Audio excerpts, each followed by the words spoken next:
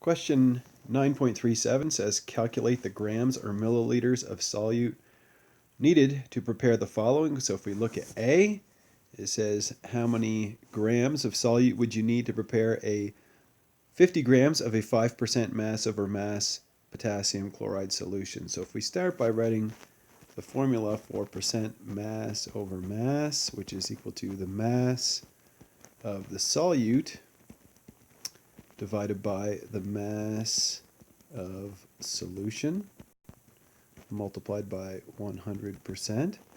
So if I have a 5.0% mass over mass solution, so I'm solving for the mass of potassium chloride, so the mass of my solute, I know that I have 50 decimal grams of solution, so I multiply that by 100%. So to solve for x, I just do a little algebra. So I can see that it's going to be 5%. I divide that by my 100%.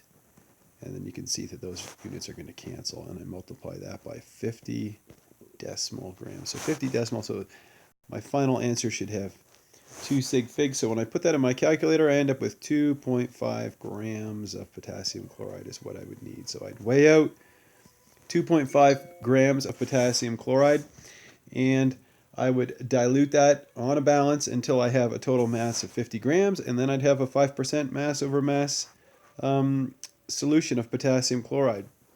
So let's take a look at B, if I have enough space here to solve it.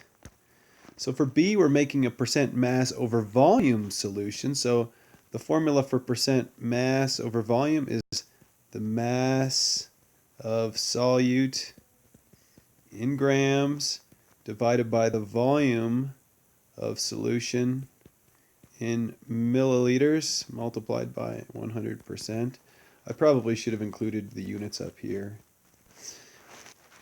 So back to B here. So if I have 4.0%, so I'm solving for the number of grams of my solute. So I'm going to put X grams, and the volume, the total volume is 1,250 milliliters multiplied by 100%, like that. So to solve for X, I'm going to just move this up again. So I'm just going to say, okay, well, my X grams is going to be equal to 4.0% divided by 100%. You can see that those units will cancel out, multiplied by 1,250 milliliters.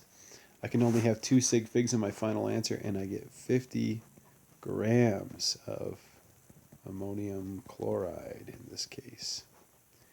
So I hope you find these helpful. And you can see that for the last problem, which is volume over volume, you would do the exact same thing except use the formula for percent volume over volume.